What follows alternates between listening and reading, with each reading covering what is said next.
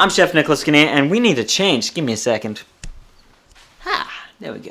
Here I got lost in the flavors this week, which brings me to the boar shoulder. Now, I marinated this with my buddy, Jose, with a dry rub, which was golden milk. And it's not actually milk as you might think. It's actually a spice. Thing is, it was quite boring on itself, so I wanted to add a little more complexity to it.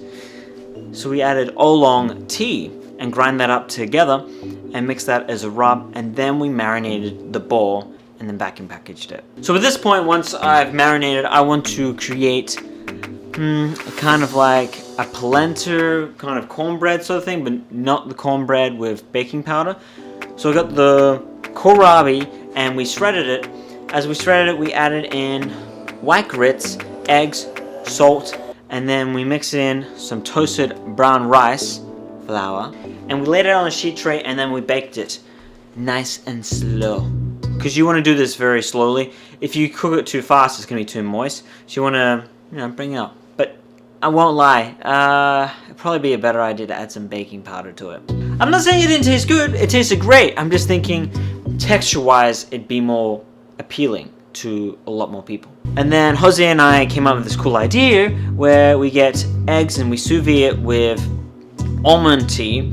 So we added some almond tea to it, and it got like super black. The thing is, I should have poked a teeny meeny hole in there so it would actually color the eggs, because at the end of it, it didn't even get the flavor. Like, oh, it just tastes like regular sous vide eggs. So Jose made a suggestion, why don't you just use the leftover kohlrabi, because there was extra, turn it into a sauce, which I did. At this point, we grabbed the bowl and we threw it in the oven, and as it was almost done, we grabbed kohlrabi leaves and spinach, finished it in the pan, and plated it up. Now, this dish, how this came about, and this is majority of my clients, most of them can't have pasta, so I had to use a lot of substitutes. So one of them was soy pasta, which is what you see in the picture, and the other ones I used beet.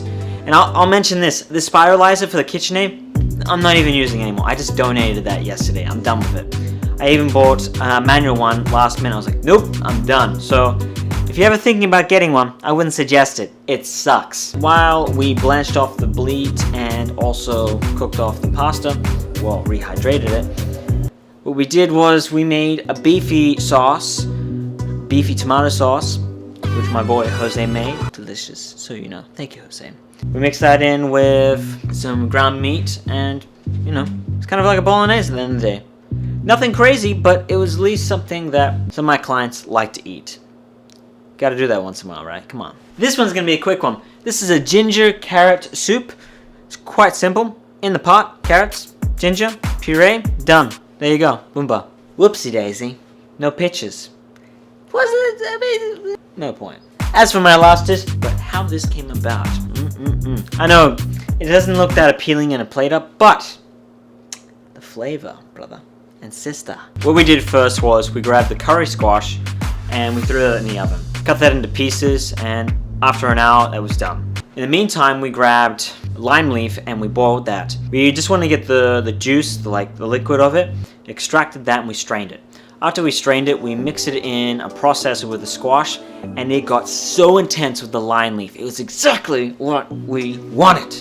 Yes, I love when that happens. At this point, we got the pork loin and we grilled it.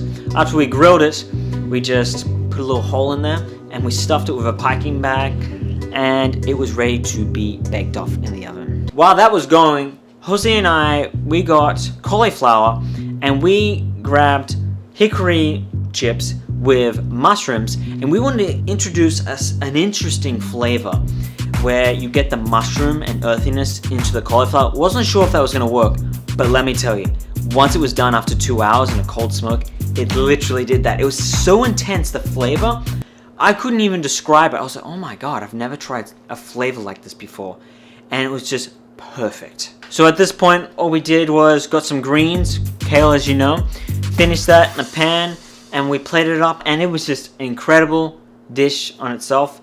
Could have been nicer in a plate up, but we can always work and improve, as you know. I'm my own worst enemy. I know this. What do? And we all do it. We all do it. Happy Halloween, guys. You guys know the drill by now. I'm Chef Nicolas Ganea. Don't forget to click the like button if you like this video. And of course, if you want to follow us, which we post every week on every Wednesday, you can click up here if you're on mobile or if you're on desktop. Click underneath here. And of course, you guys have a good one. And if you have any questions, don't forget to hesitate. Well, don't hesitate to ask. You know our.